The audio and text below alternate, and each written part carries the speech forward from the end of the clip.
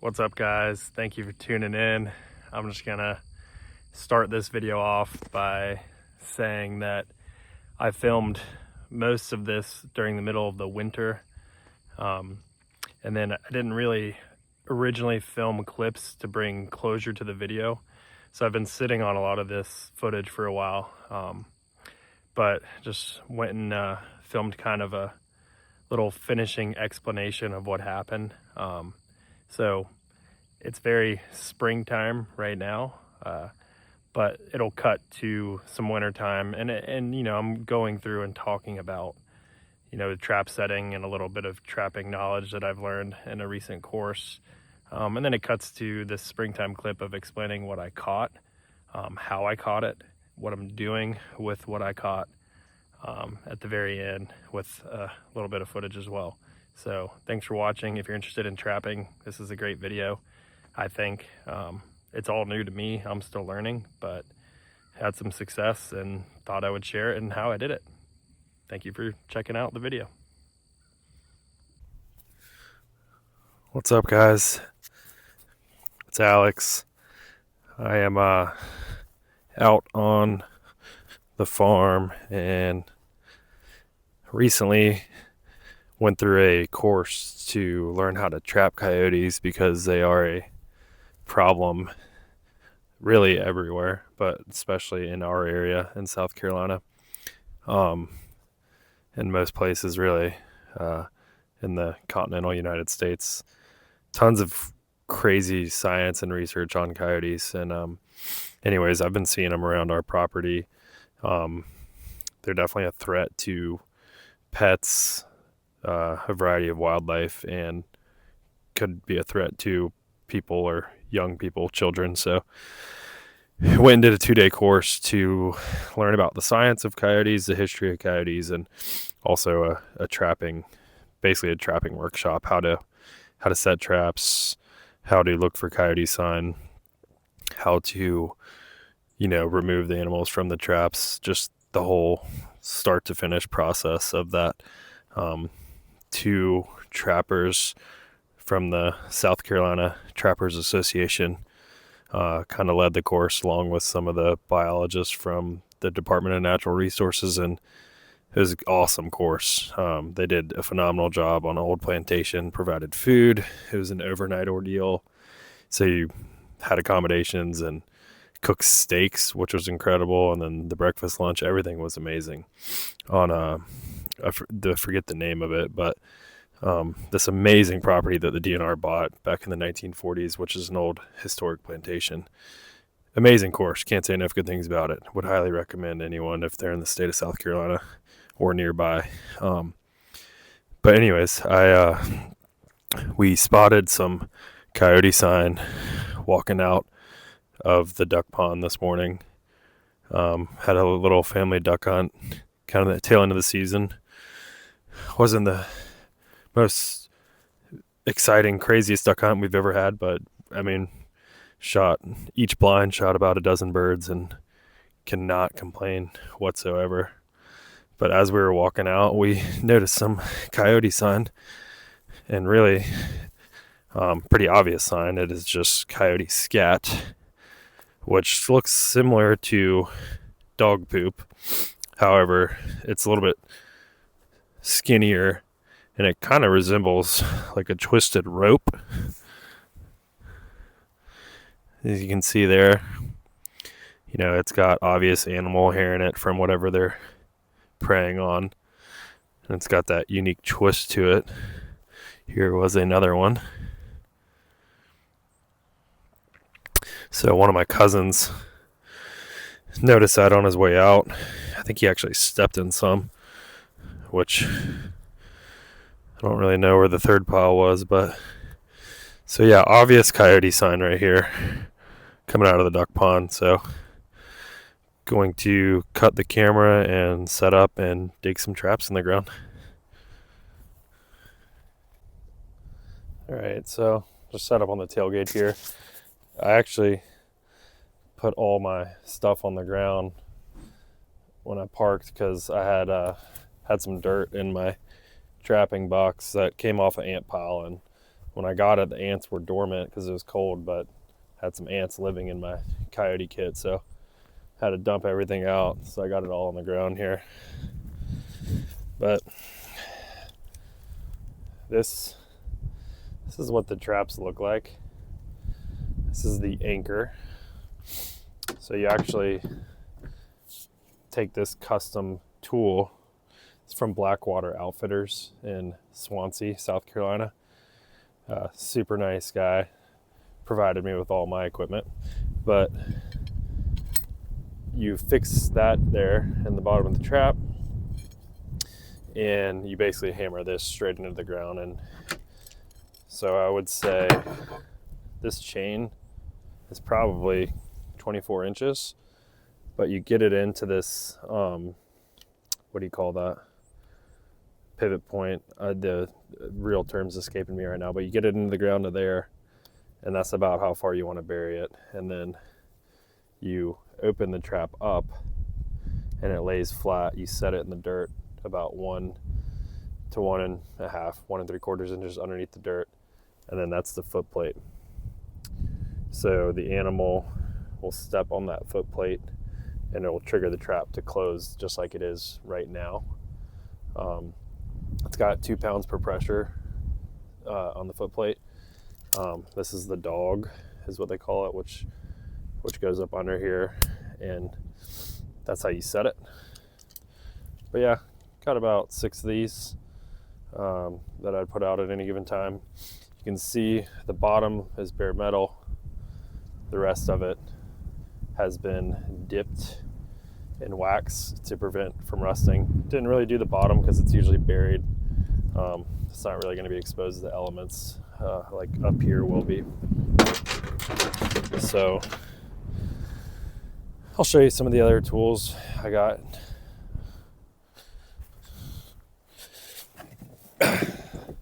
So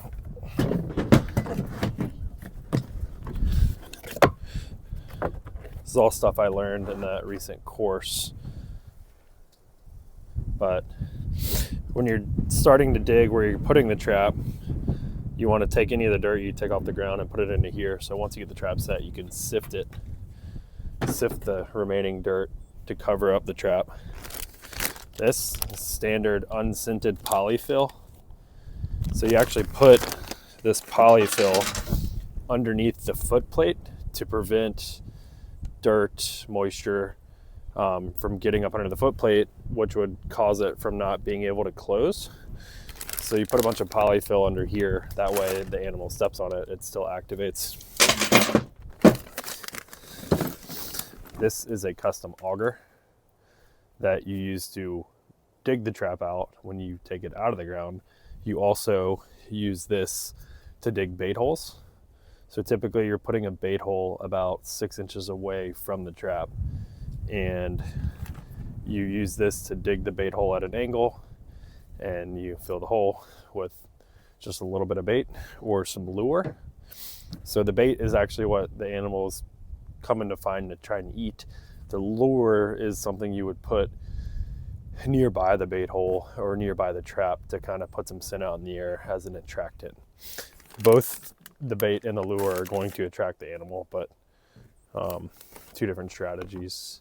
Really, you can do bait only or bait and lure. It's just you kind of find what works and stick to it, or find what's not working and add to it. So this is just a little custom tool that's used to dig dirt, mud, clay out of the anchor. That way when you take it out of the ground, you can clean it up and get it ready to use again. This is the hammer that you use to hammer it in. Nice little pickaxe on one side so you can dig up where you put the trap. So this whole kit came from Blackwater Outfitters up in Swansea, South Carolina. And from what I understand, they're one of just a few in my area or my state to get this stuff from. And then we'll drop his name in the video, but super nice guy, very helpful. Met me day of called him up, had free time. I was like, hey, just took this trapping workshop. They recommended you. I'd love to drive up and he met me that same day and got me set up with everything I needed to try and trap coyotes and other predators. So I'm gonna get in the dirt. We'll cut back to it.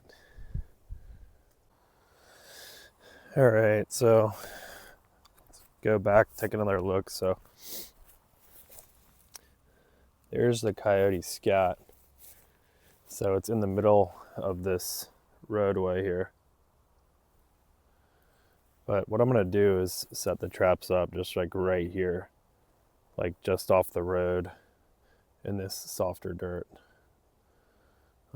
So typically, just like dogs, the coyotes will come back and stick their nose in a scat pile.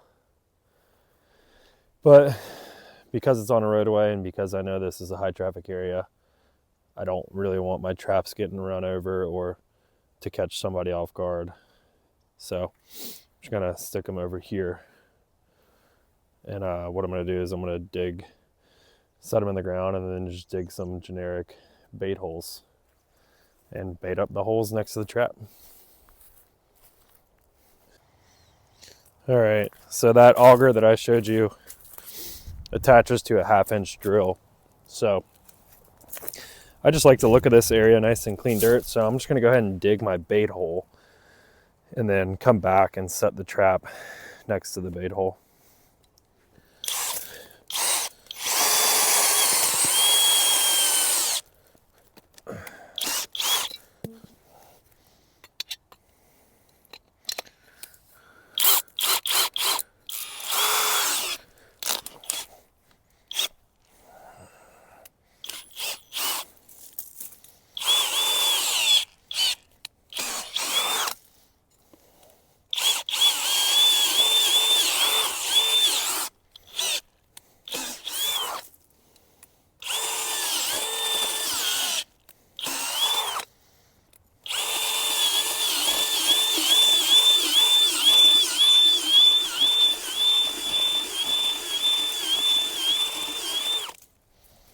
Yeah, so basically just hollow out a diagonal hole. I'll put the bait down there and I'll set the trap right here.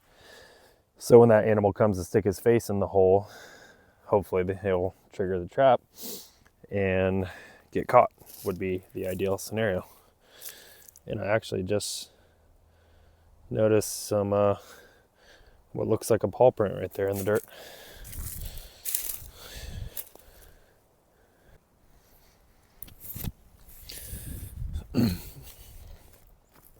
All right, so I got my trap supplies. I'm going to go ahead and get the first trap in the ground. Now, I've really only done this probably a dozen times, so I'm trying to get more efficient and quicker. But you know, getting better as I go. But you dig out, kind of peel back the earth where you're gonna put it.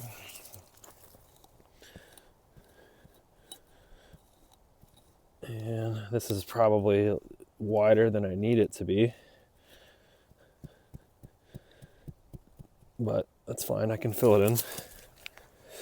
This is better than doing it in like grass or brush where you're kind of fighting a rougher surface. It's kind of nice that this is all just dirt so far, but yeah, so that's plenty wide. I need to go a little deeper.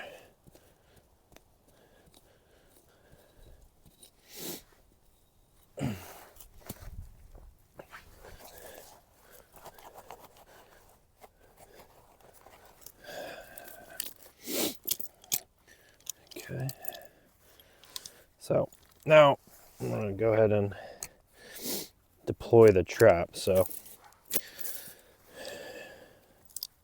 actually, it's been a minute since I've done this. I'm going to get it in the ground before I deploy it.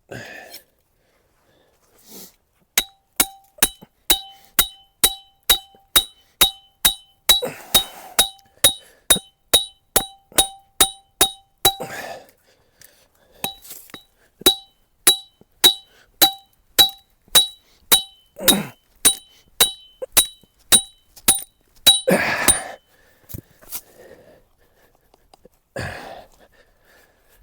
take that out. Give this thing a tug. Yeah. It's not going anywhere. These things, even with the auger tool, and like, you can feel yourself augering down and hitting that anchor. But man, these things aren't coming out of the ground by an animal, I can tell you that. So now I will deploy the trap, which is the most intricate part of this whole deal, because you're definitely at risk of, losing your grip and potentially getting caught.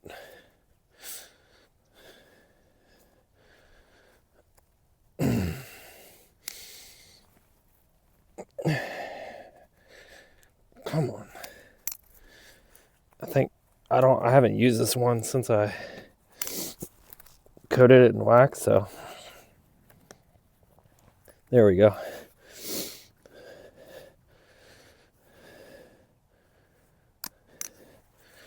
The metal has a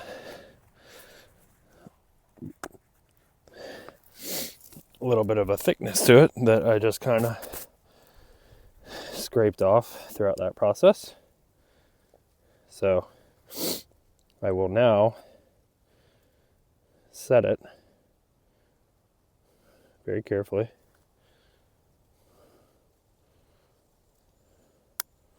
All right. Now that is locked and loaded,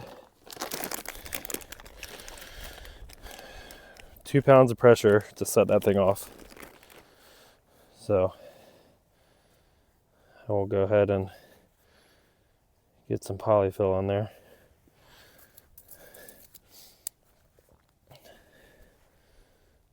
Mind you, I'm moving a little slower probably than what your expert trapper would prefer, but I'm still pretty new at this, and I'm filming this video, and I really don't have anything else to do today.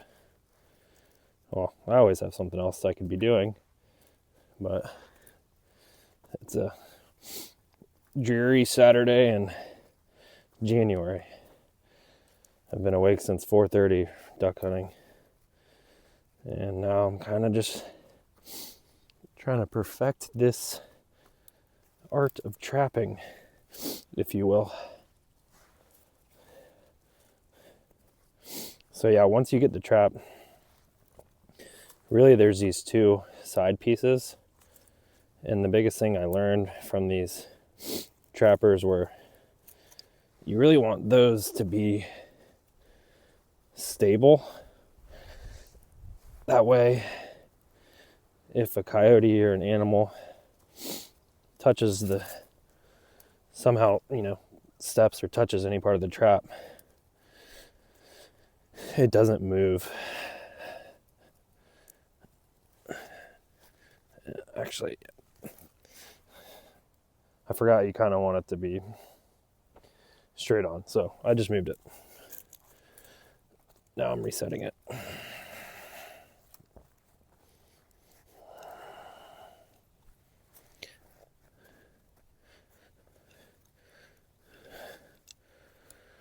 Alright. So, really trying to get these sides packed in.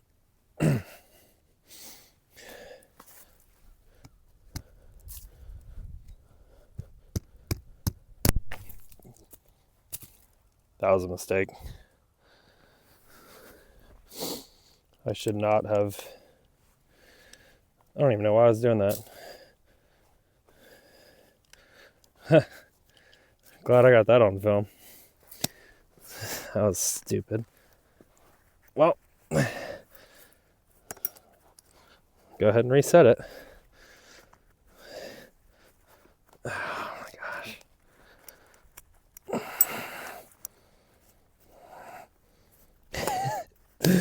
That was so dumb.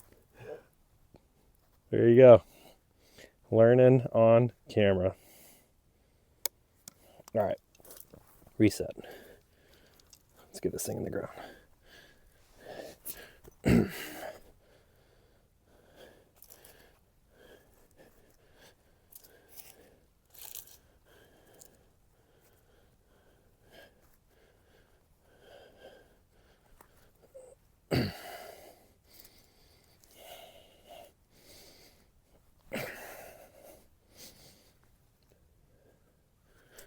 I found some clay dirt that I'm trying to pin these sides down with. All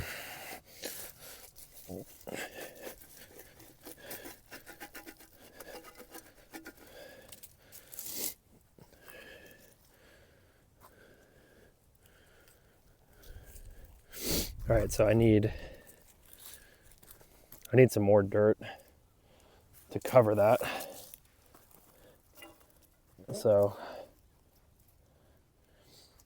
I'm gonna go grab some dirt. We tilled up over here on this fire line where we burned. So I'm gonna go grab some dirt off that fire line and come back and bury that.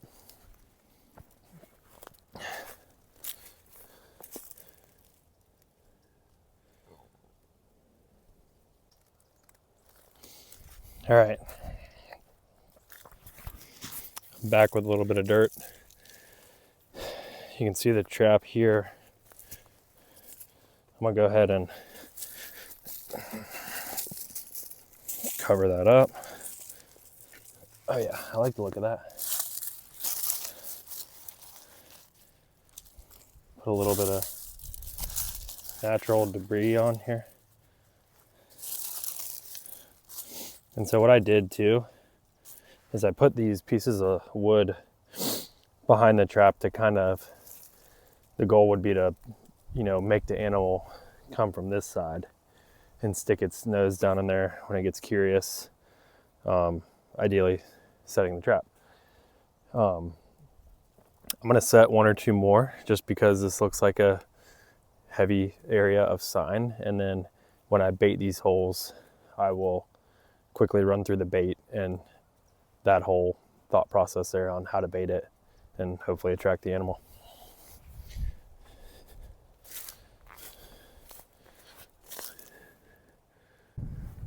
All right, I got the second trap set in the ground. I actually was moving quickly. I don't know if you can tell, but I set the trap off by accident and it got me right there. Let's see if I can show you. I was moving super quick and the trap was open and I had my finger down here in the middle of it and I accidentally hit it and it got me. If I didn't have the glove on, that probably would have sucked really bad. But I'll just run you through the bait. So, typical coyote bait, you're using some sort of like beaver meat that's fermented of some kind. There's some stuff I already have open in here. It's pretty, it's not foul, but it's pretty skunky, if that makes any sense. And then for lure, coyotes love foxes, and animals are just attracted to other animals' urine. So typically for lure, so you put the bait down in the holes that I dug, and then you put the lure, kind of just sprinkle this on top of the hole or near the trap, so it kind of brings them in, and then they stick their head down in the hole for the bait. And you really just use a small forkful to put the bait in there. So see if I can do this while holding the camera. So this is trap number 2. Hole here, trap right there.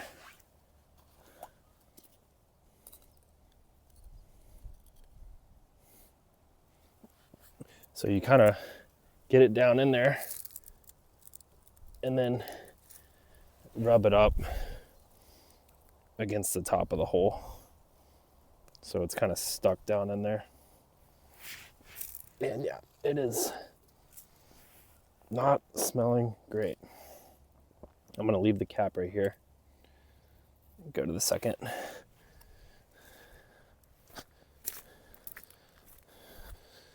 So I said second, but this was actually the first hole in the video.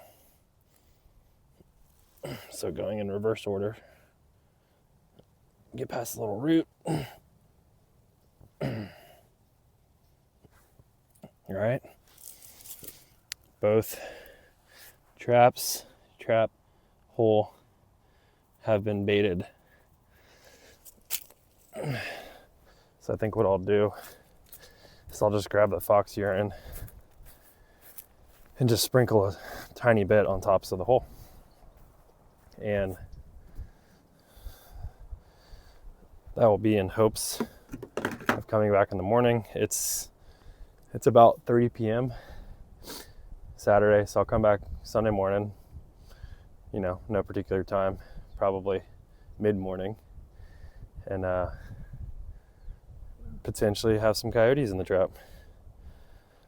And I would love for that to happen so I can end this video with some coyotes in the trap. All right, thanks for watching.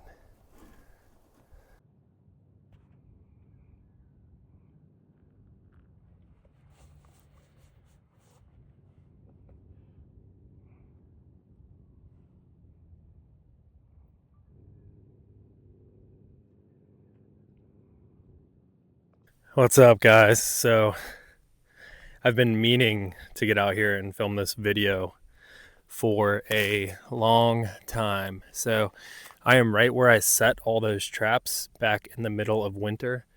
Right over here is where I set the foot traps. What I didn't really show in the video was I put out a fake bone.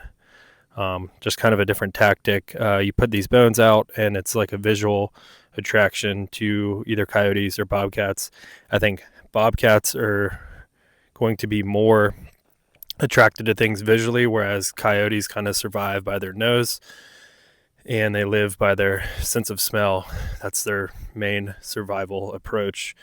So needless to say, I ended up planting this bone, fake bone, right here in the side of this dirt mound, and I caught a bobcat.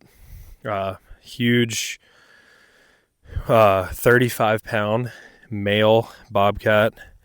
Absolutely beautiful cat. It did not survive the trap. We were able to get to it the same day that it was trapped, and curiosity killed the cat, for lack of better and more detailed description. Did it humanely, did it quickly, did it in a way to not damage or anything to the cat's fur and coat, and it's currently in taxidermy. So yeah, I mean, I had the foot traps set over here, what you saw in the earlier video, and over here I put this bone, and that cat, I had a trail cam out, and that cat just came right up to that bone, and boom, I had the trap right here on the approach to the bone. Again, 35-pound bobcat, legally caught, legally taken, and to honor the animal, I'm getting it taxidermied. When we approached it, it was laying down with its paws out in front of it, and so that's how I'm getting it done with the taxidermy mount, laying flat on its stomach with its legs out in front of it. And the place it's doing it is Cordray's, which is a low country staple, and they're gonna do like an earth scene around it. It's gonna be awesome. I'm gonna put it on the floor of the farmhouse, so when you walk in, it'll just be laying there. Probably freak some kids and dogs out, but it's full on springtime here. The original beginning part of this video was in the dead of winter. I was all bundled up, as you could tell, and now I'm out here in a t-shirt and jeans. It's hot. But yeah, been meaning to film this clip to bring some closure to this video. Thank you for watching.